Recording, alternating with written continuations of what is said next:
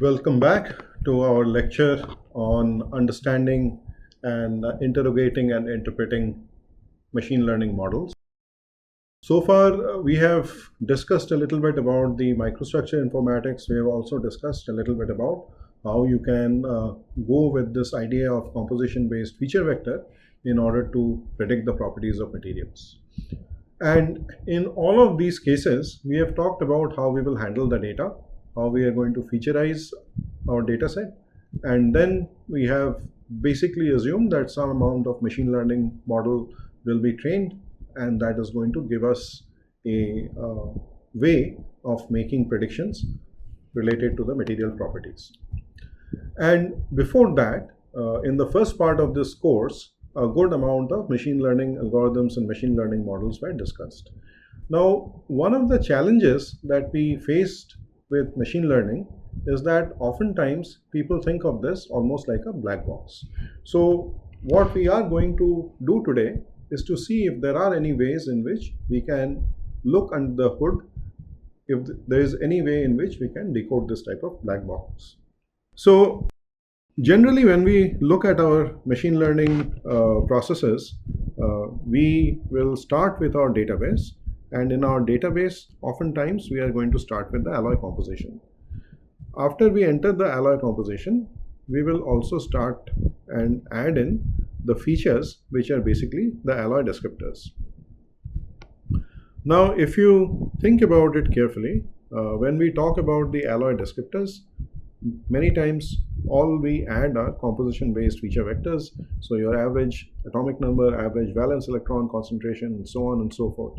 We might enter some information about the crystal structure of the constituent elements, and then we might also give some information related to the microstructure of the material, where we start specifying the microstructural features after doing a dimensionality reduction of the features derived from two-point statistics. So once we have entered our alloy composition, or it could even be alloy processing conditions, as well as the different features that describes the material process and the type of material we are looking at, we train the machine learning model using the data, and after that we end up with whatever our predicted property is. So this really is the region that we sometimes refer to as our black box. That is really where the model training is happening. Now, as far as the simpler models like linear regression and all is concerned, we have a pretty good understanding of what's really going on. But once you start getting into the more complicated model, whether it is ANN or GAN type of models, that is where deciphering how the model is looking at the decision-making process and how the model is making sense of the data, that becomes a little bit challenging. In essence, when we try and assess our model, we are basically assessing how well we are fitting the data. And in order to do that, we end up comparing the predictions with the actual values, and we basically start generating the parity plots. So on one axis, I have the actual values, on one axis, I have the predicted values. And in our parity plot, essentially what we do is we draw a line at 45-degree angle, which means along that line, the predicted and actual values are going to be the same. And then we start plotting the data points, and we see how much of a scatter there is, we see how much of a deviation there is. So this gives an idea about whether we are fitting the data properly or not, but it does not give us any information as to whether we are making any physical sense when we are developing a model like this. So that is something that we need to explore a little bit further. So here I just want to bring up an old saying that there are lies, damn lies, and statistics. And I will simply remind you that right now we are dealing with statistics. So for instance, take a look at three different models which gives three slightly different fits. So if you look at the fitting of model 1, model 2 and model 3, you will find that some data points are fitted better with model 1, some data points are fitted better with model 2, and some are fitting better with model 3. But overall, at least visually when you are looking at it, it is very difficult to understand which one is actually giving you a better fit. One could look into the statistical performance metrics. For instance, one can look at what the mean absolute error is for each of the models, what the root mean square error is, or what the R square value is. And that essentially still only gives you an idea about the goodness of fit. It does not give you any information whatsoever that from a physical perspective, which of these models is actually the right one or the best one. So this is a question that we need to understand. Out of all the possible models we are creating, which is the best model? This is really important, because when you are doing machine learning with materials, it's very rare that you use only one type of machine learning model. You might actually be using multiple types of machine learning model, and then you need to figure out which is the best one. So one way of doing that is whichever is giving you the best R square, you go with it. But then, like I kept on repeating now, if you take that approach, you will simply go with a model that is fitting whatever data you have fed it the best. It is not necessary that the model which is being developed has a very robust grounding in the underlying physics. So does it capture the physical insights? That's an important question, and there are ways in which one can look into that. And if you look at what people are doing, usually the most common approach here is to use this SHAP function. SHAP basically comes from this term, Shapley additive explanation. So this concept of Shapley additive explanation was proposed by Shapley way back in 1953 when he was doing some work on game theory. We will not get into the complete mathematics of this because we are not going to discuss too much about game theory, but we will give you a feel for how this Shapley additive explanations actually work. So according to this type of reasoning with the Shapley additive explanations, what we do is we try and compute the contribution of individual features. And then what we say is, if I take the sum of the contributions of the individual features, I will get my final prediction of the model. In a rather simplified mathematical form, I can use this type of expression to explain the concept of Shapley additive explanation. So what I'm basically saying over here is that the value of the function fx given over here on the left hand side is equal to phi naught plus summation of phi I. So what is phi naught? Phi naught is what I would call a baseline prediction. And usually when we are talking about the baseline prediction, all we are doing is we are simply taking the mean value of the function. So then what the second term does is it simply computes the contribution of individual features in moving the value of the function away from the baseline prediction or away from the mean value to the value that is actually being predicted. So you can have this contribution as positive, you can have the contribution as negative, but essentially what we are doing is we are summing up the contributions of different features, and we are seeing how much those contributions are taken together, moving the final predicted value away from the mean value of our function. So in a nutshell, this is the idea of Shapley additive explanation. Now let us see how we can actually use it in materials informatics. Oftentimes you will see that when people are performing SHAP analysis, they will be using color-coded figures which looks something like this. Now, the advantage with this type of approach is that you can come up with a local explanation and you can also come up with a global explanation. So if you look at the figure over here, I will first note down what the value of the function is at a given set of feature values. So in this case, I am just assuming that I have got 5 different features which are describing the function, and the value of these 5 features are given over here, and for these 5 features I am saying that this is the value of the function. So when I start doing this type of analysis, I need to come up with a baseline prediction, and as I mentioned, the baseline prediction is something like the mean. So I can write that the baseline prediction is the expectation of the function f of x. All right, so this is my starting point, but then you can see that I'm off in terms of the prediction by some amount. Then what I do, I start adding in the contribution of the feature in moving the value away from the baseline prediction or the expectation value. So when I look at the first feature, you will see that the first feature moves the value a little bit to the right. When I add the second feature, you will see that it is moving more or less an equal amount in the left. And then when I look at the third feature, I go further left. The fourth feature takes me towards the right, and the fifth feature really drives the value quite significantly and takes me back to the predicted value.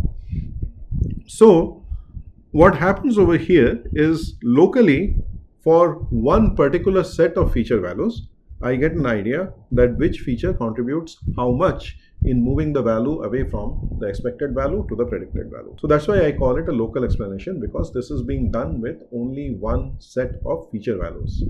You are keeping the feature values constant and you are simply seeing how much that type of feature values is moving the predicted value away from the expected value. So that's why we call it local. The other type that one can look into is looking at global explanations. So you can also plot the Shapley values for the global case. And when you are looking at the global case, now you are not looking at only one value of the feature. So as you can see, once again, I have my 5 features, but then I am not specifying only a single value of the features. So I am going to let the features take a whole range of values, and after that I will go ahead and plot the magnitude of SHAP, magnitude as well as sign. So that's why when I'm doing an analysis like this, you will see that there's a large number of points which is being clustered. And by convention, what we do is we take the blue side as the low side and the red side as the high side. So usually if there's a blue, it means that there is a negative contribution, and if there is a red, then it means that there is a positive contribution. So when I'm looking at an analysis like this, where I am actually considering a large number of features, here I am looking at the problem from a global perspective.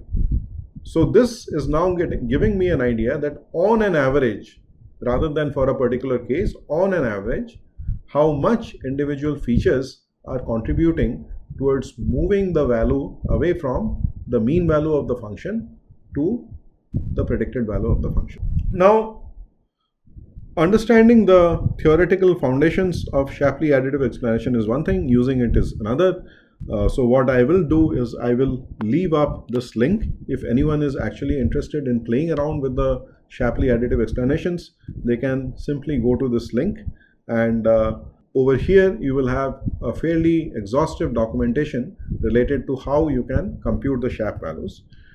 You will also find other links in this page which you can use in order to install this Shapley library into your Python environment, and so that would be a way in which you can integrate this with the models that you are working on, and you can start computing the Shapley values. The advantages of doing an analysis like this is this type of analysis is model agnostic. You really don't bother whether you are looking at a random forest or whether you are looking at a neural network or you are looking at some other technique like let's say a support vector and so on. So this type of approach towards interrogating your model and trying to interpret the role of different features in your model is rather model agnostic. The second advantage of this Shapley additive explanation is you can start understanding this problem locally and globally. So you get a local explanation and you can also get a global explanation. So you can actually look at your problem from a local perspective and a global perspective. And this is a fundamentally fair method in the sense that you do not actually have any sort of biasing for any of the features. Now, while there are a lot of advantages to this type of approach, there are also some limitations. And the first limitations is if you are having a very large model with really large number of features, then this type of approach can become quite expensive from a computational standpoint. Because if you remember, when we wrote down our basic expression for this SHAP function, we said that fx is phi naught plus summation of phi xi. So when I'm talking about this phi xi thing, you are really looking at all possible combination of feature values. and that is going to be a very large number. So that means if you really want to do the Shapley additive explanation type of analysis for large models, large number of features, very soon you will get into computing very large number of values for fx, and so doing the Shapley analysis can become computationally expensive the larger your model is. The second limitation is in the context of materials. So usually what happens when you are working with a material, if you are going to change one feature, let us say you are changing the atomic number, okay, so if you change the atomic number, a bunch of things is going to change. So for instance, as the atomic number changes, you are basically looking at a different element. So that means your electronegativity might change, your valence electron concentration might change, your atomic radius might change, your ionic and covalent radius, those will change. Things like the elastic modulus or bulk modulus, those are also going to change. So while Shapley additive explanations is a good way of looking at what one feature is doing, it does not really take into consideration that when you are changing one feature in a practical context for materials, you cannot really change it in isolation. In other words, you change one feature, you change a bunch of others. So there is a correlation between the features. So this is something that one has to keep in mind when you are using this type of interpretation frameworks. In addition to this Shapley type of analysis, you can also have something called partial dependency plots. Partial dependency plots are actually computationally much less intensive than the Shapley analysis. And if you look at the mathematical expression for this partial dependency plot, you will see that essentially what I'm doing is, if I have n samples, then I'm simply adding up the value of this function and then dividing by the total number of samples I have got. So here, this xi, xj, these are features. So xj is the feature whose partial dependency I am trying to compute, and xi prime is basically all features other than this xj features. So this is something that I am not changing. I can change the value of xj and I can start finding what is the partial dependency of this function on that particular feature. So as I said, this first term is the partial dependency. The second term is really the feature of interest for which we are computing the partial dependency, and then this last term is all other features for this particular sample I. Now, it turns out that you do have some amount of similarities between the partial dependency plots or the PDPs and the SHAP. The similarity comes in from the fact that if you are looking at this partial dependency calculation, it is really a global calculation. So I am doing it across all of the samples. So just like in case of the SHAP values, you had a global explanation, the PDP is really more of a global exploration of your model. This PDP is going to give you an average value over all of the predictions. So you are not looking at different combinations of the feature, you are simply doing it for one set of features. So unlike SHAP, you really do not have to get into a very computationally heavy framework while using PDP. And this PDP is going to tell us on an average how, if I change one feature, it is going to influence the predictions of our model. So in that sense, you can also see that there is a subtle difference between PDP and SHAP type of analysis, in the sense that PDP is going to look at the behavior of the model per se, whereas the SHAP is really more about measuring the contribution of the feature. So that is really the main difference that you have between the global Shapley additive explanation and the partial dependency plot. There is another analog for this partial dependency plot, and that is the individual conditional expectation, or ICE for short.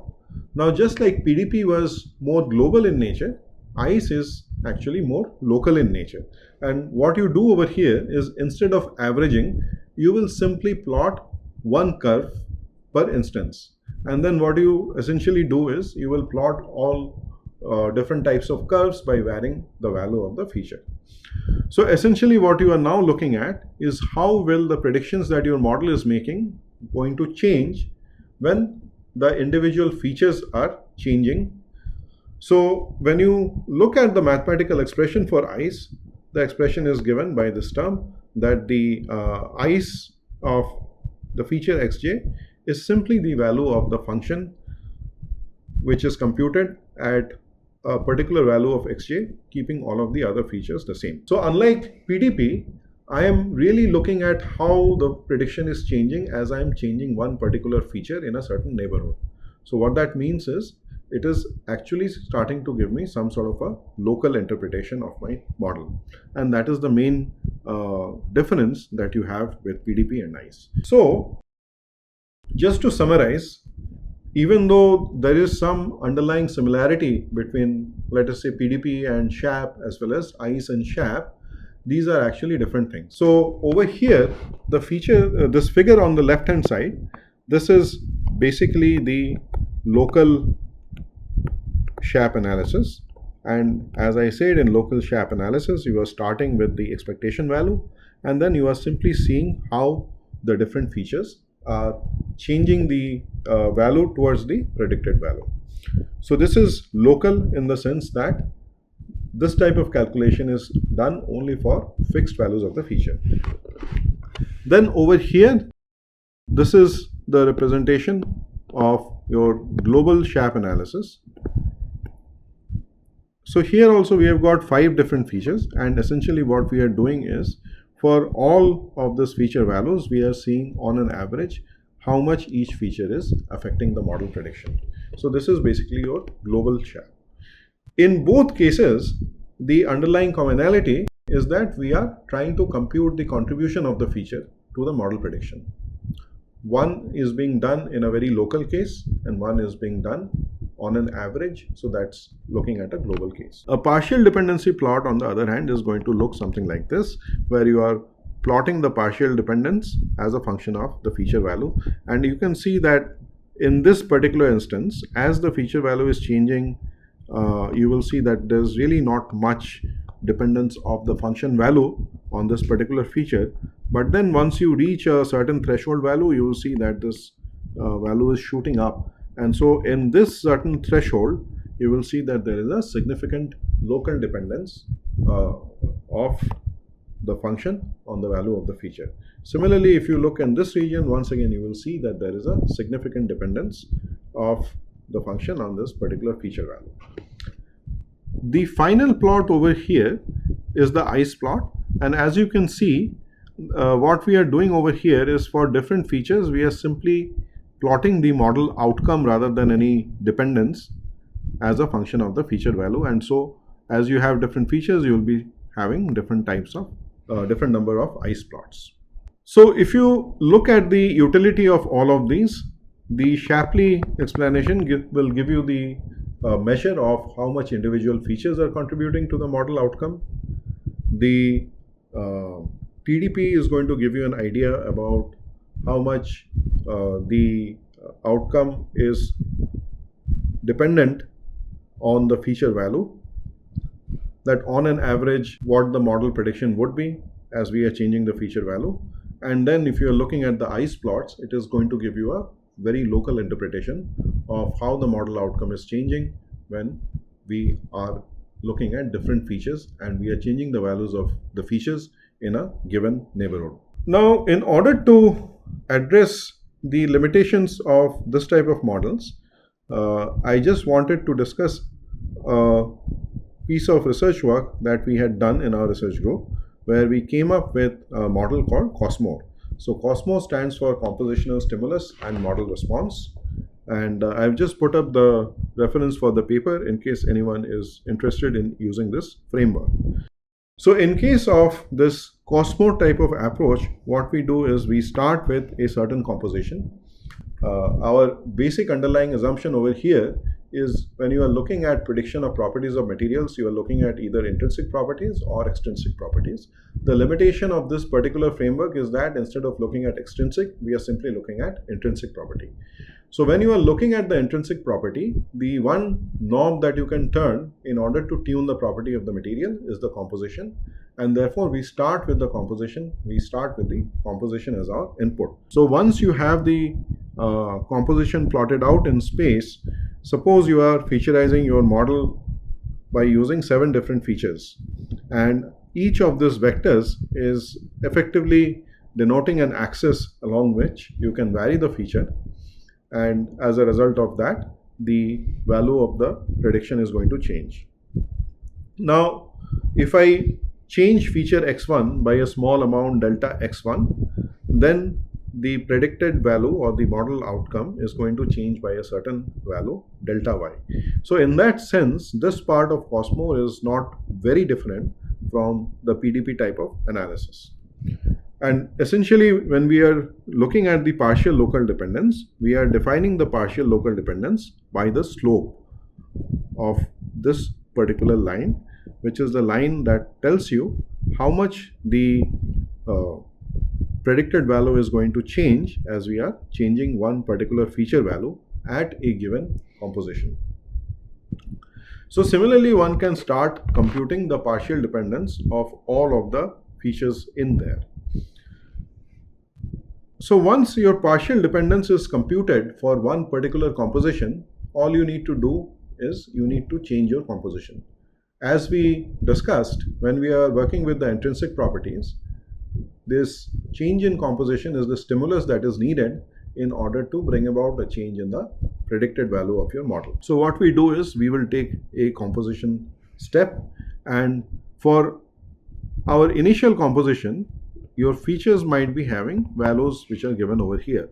So as we take our composition step of delta C, this particular feature value would increase to this thing. So this is the x1 value. The value of x1 might come to this point. Similarly, if I now take a difference between the new value of the x1 and the earlier value of the x1, this turns out to be delta x1. So similarly, I can do it for all of the other features, and I can start getting the value of delta x2, delta x3, and so on and so forth. So by taking a small composition step, I have automatically induced different amount of changes in the feature. Please note that when I am talking about the changes in the feature, these changes are not uniform. These changes are very much composition dependent. Now, if I further simplify and I'm just looking at two features for the sake of simplicity, I can start plotting out the feature contribution for every composition step. So supposing our feature contributions are like this, in my first step, there is hardly any contribution from x2. There is significant contribution from x1. In the second step, there's a tiny bit of contribution coming from x2. In the third step also, the x2 contribution is less, but then after that, you start seeing that the x2 is having a positive feature contribution and x1 is initially not having any contribution and then starting to have a negative feature contribution. So supposing we know this feature contributions now, or we calculate the feature contributions with the change in the composition step. So this composition step, as I take the n composition steps, essentially I have changed my composition by n times of delta C. So in addition to having this individual feature contributions, I can start calculating the cumulative feature contribution by summing over all of the previous steps. The plot on the left was looking at the contribution in only that particular step, and the plot on the right is showing the feature contribution by summing over the contributions of all of the previous steps. So essentially I can start getting this cumulative feature contribution by changing the composition a little bit. Now, this rather simple-minded analysis turns out to be fairly useful for understanding the physical insights, for getting physical insights in a number of machine learning models. And I'm just going to demonstrate this with an example where we were studying the role of aluminum additions on deciding which phase forms in high entropy alloys. Specifically, we were looking at this aluminum, cobalt, iron, chrome, nickel type of high entropy alloys. So here, in this particular alloy system, we had three classes of phases that were forming. One was this face-centered cubic phase, which is represented by red. Then there was the body-centered cubic phase, which is represented by blue.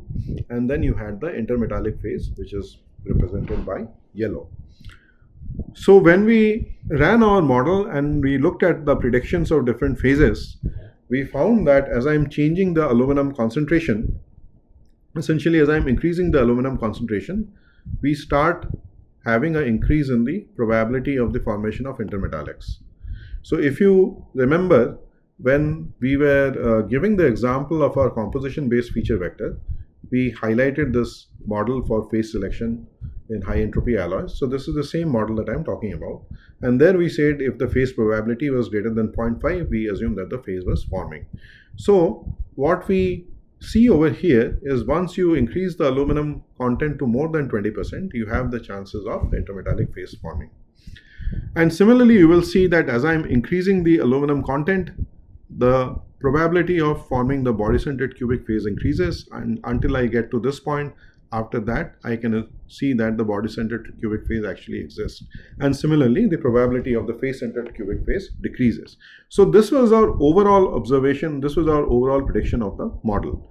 So when we did this Cosmore analysis of this type of model, we looked at the individual feature contributions. First plot over here is looking at the feature contribution towards the formation of the FCC phase or towards the probability of having a FCC phase. The second plot over here gives us the feature contributions to the formation of the BCC phase, and then the third plot over here gives us the feature contribution to the formation of the intermetallic phase. Now in addition to that, we have this fourth plot over here where we show how the feature value is changing as a function of the composition. And this part is important because a feature might have a significant contribution, but then the feature value also might be high. So that would be one case. You could have another case where even at low feature value, it is having a fairly significant contribution, and that is where you start understanding that there is the potential of some nonlinear increases as the value of the feature changes in that particular neighborhood. So that's why this fourth plot is also of interest to us. Now, if I look at this first plot, what this tells me is that this red feature is the one which has the most pronounced effect in the formation of, or rather the suppression of the face-centered cubic phase. And if you look at our list of features, this red feature corresponds to VEC, or the valence electron concentration. And this is something that Hume-Rothery type of analysis already tells you, that as your valence electron concentration changes beyond a certain threshold, the crystal structure is also going to change. If you look at the formation of the body-centered cubic, you will also see that the highest contribution is coming once again from the red feature, which is the valence electron concentration. But in addition to that, the asymmetry in metallic radius is also beginning to play a role. And finally, when you look at this third plot, you see that in case of the formation of the intermetallics, you have this green feature which is becoming more and more important, and this green feature over here is the asymmetry in the elastic modulus. And this you can understand if you think back to our discussions on the Miedema model, where we were coming up with this expression for calculation of the lattice strain energy in case of solid solutions. And that was an explicit function of the Young's modulus as well as the Bulls modulus. So what's basically happening, as you have widely different Young's modulus of different elements, and that feature is playing an important role, now the formation of the solid solution becomes more and more difficult, and hence the intermetallic forms. So by running this Cosmore analysis, it becomes clear to us that the valence electron concentration is the one which is essentially dictating whether the face-centered cubic phase is going to be the major phase or the body-centered cubic phase is going to be the major phase, whereas the formation of intermetallic is dictated more by the asymmetry in case of the elastic modulus of the different elements. The advantage of doing an analysis like this is when you are applying a stimulus, when you are applying a certain change in the material, which happens to be the composition, you are actually dealing with the changes in a very real and tractable thing which you can map onto the experiments. You can actually change the composition in an experiment, but you cannot change the valence electron concentration in isolation disregarding all of the other feature values. So in that sense, when you are using a Cosmo type of analysis, you are moving away from a theoretical type of analysis to something which is a little bit more practical.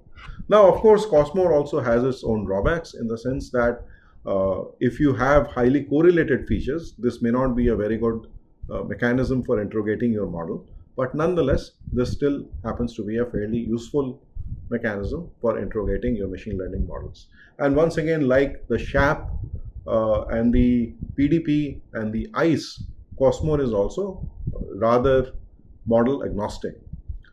So if you are interested in looking at this type of intrinsic property, I would suggest that you give Cosmo a try. Uh, Look up the paper, and there the links for the downloads and installation are also given over there.